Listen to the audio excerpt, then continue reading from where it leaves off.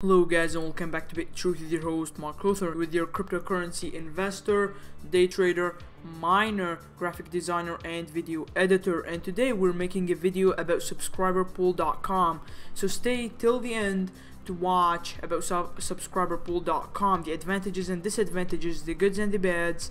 Today is a more in-depth review on subscriberpool.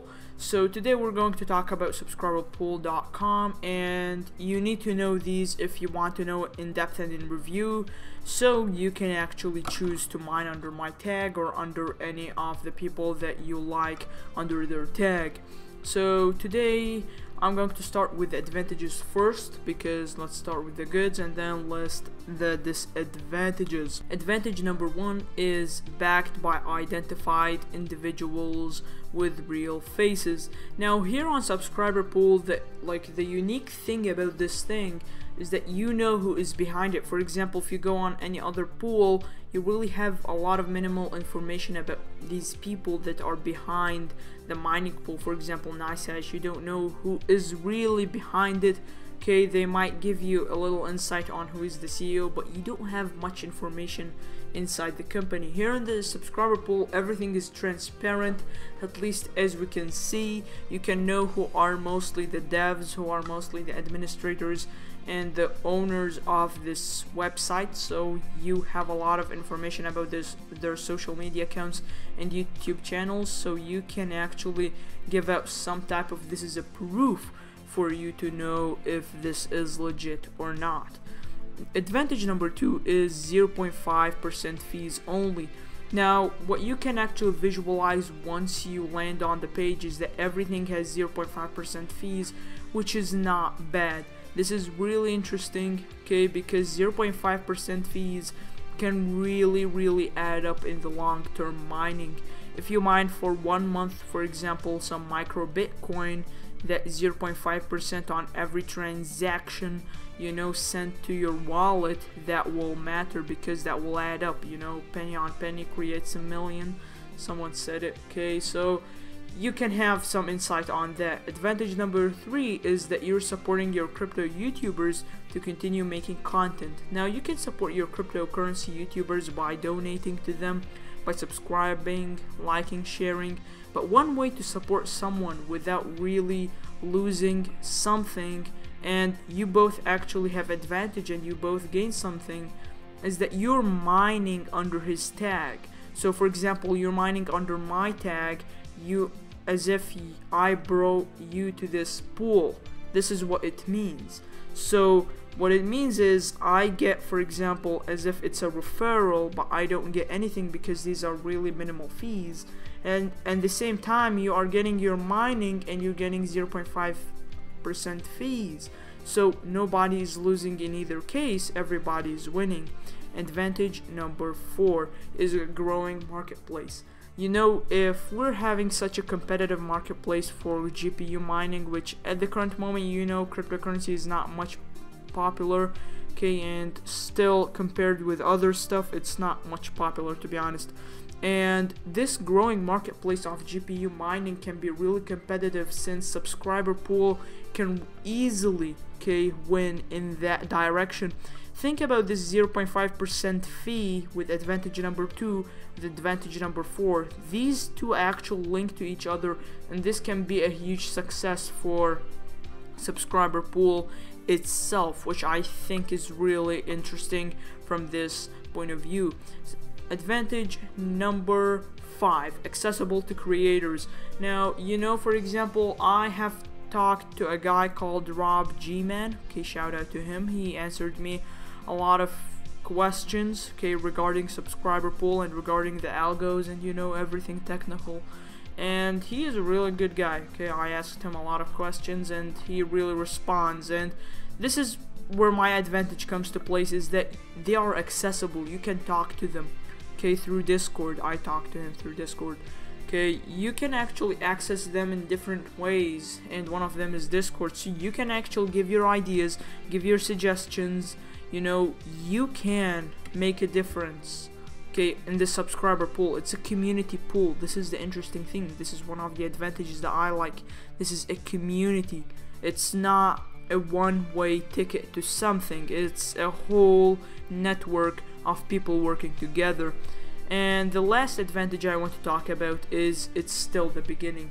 You know, with subscriber pool, I think it has not been more than a year in operation, maybe not even 6 months. But what I know about subscriber pool is that it's still the beginning. Even if the beginning is that amazing and that unique from that point of view, we still did not get a lot of features, which is really great. I mean, NiceHash has been through like nearly 2014 till now. It's like 4 years, and they have achieved some stuff. But with subscriber pool, okay, we're still starting out, so there are many things to come, many challenges to be, you know, taken, and many things to be achieved from innovation and profitability side. So now let's start with the disadvantage. Disadvantage number 1, really hard process to transfer funds to Coinbase. Now many users actually use Coinbase as their primary wallet to actually exchange their crypto to fiat, which is not wrong, but from the way you want to think about from subscriber pool, you have to transfer, for example, the Raven coin you mined to your wallet, for example, and then retransferring it to some exchange, okay, and then retransferring it, I mean exchanging it and then to Bitcoin or USDT, and then retransferring it to Coinbase, and then to actually receive that. That is a really huge process, which is a problem, and I don't think the subscriber pool devs are going to solve this anytime soon. And it's not their problem because they cannot really link themselves with Coinbase that easily. But the fact is, most users are linked with Coinbase, and that's why NiceHash has grown in popularity even after the hack. It's because they are now linked with Coinbase, which is really becoming easier and easier for people to transfer really fast. But at the end of the day, you also have the people who don't use Coinbase, and it's just, you know, there's a lot of problems. Disadvantage number 2, no huge algos like Ethereum or Equihash. Now I've reached out to one of the devs, which is Rob G-Man, and he told me that it's nearly impossible to really include it on their own pool right now. Now he gave me a full list of more than 40 algos, okay, about, like, you know, that they can add, okay, and some algos like Equihash and Ethereum are really hard to add, which will really just make it even more difficult. But they said that they're working on another project, another pool, which is interesting because that will be for Ethereum and Equihash and these, as he says in his own language, ASIC coins. So as you can see, you have that type of project that is coming up, but at the same time that will come out anytime soon, but we just have to wait, since, as I said, it's just a matter of time. Disadvantage number 3 is unfamiliar ways. Now with, for example, NiceHash, and I'm sorry if I'm talking about NiceHash much, but because it's like the most miner used, and it's like the most examples come out of NiceHash, you know, it's not comparison video. Unfamiliar ways, meaning, for example, you download NiceHash and one click you benchmark your cards and you start mining. With subscriber pool, I don't think it's their problem. I mean, they can create their own software, but still, okay, it's really great what they have reached out till now.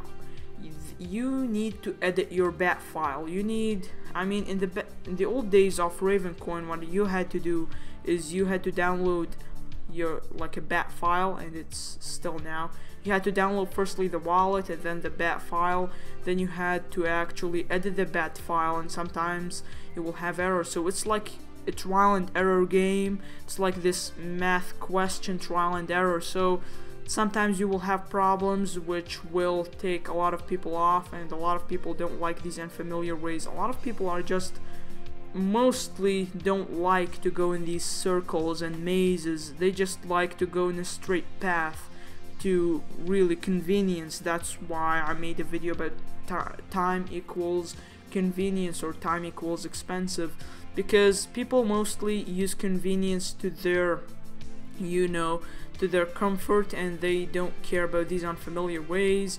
And really, I list that as a disadvantage because most people don't use subscriber pool because of this problem. Disadvantage number 4, not interesting projects. Not interesting projects are the coins that are listed on subscriber pool. Now some of them are interesting, like Pageant coin, Raven coin, Compass coin. You have right now most trending Micro Bitcoin, which has 248 miners at the moment, which is interesting. Okay, but at the same time, there's not much really interesting projects coming out in 2018 because of the bear market and the situation.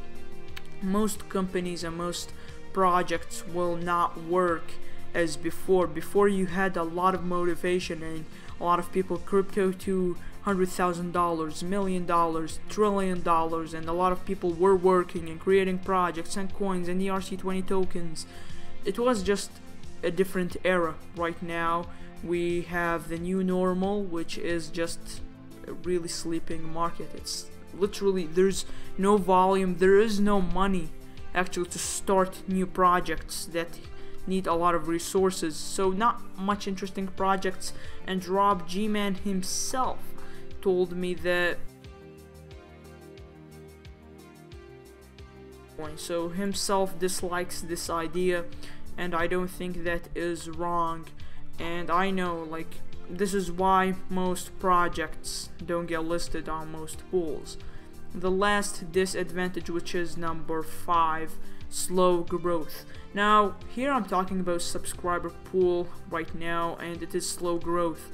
Now yes, we are going to reach a point where we will have couple thousand miners on the network of subscriber pool, but you gotta understand that the problem is with subscriber pool, it came in the wrong time in the wrong market.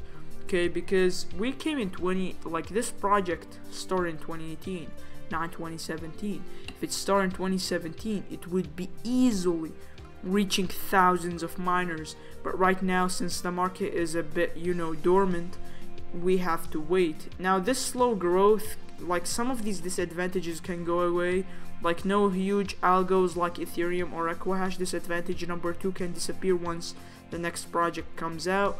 Unfamiliar ways can also go away once they create one-click miner. Not interesting projects once everything comes back. But you need to understand is that cryptocurrencies at this stage are really just a dormant volcano. They're just waiting to erupt, which is a bull market. So every bear market comes to an end, but you need to understand that this slow growth in subscriber pools, popularity, and miners and network hashing power is due to the market situation. So I think some of these disadvantages can really be soon just disappear, hopefully in the next months if the situation changes.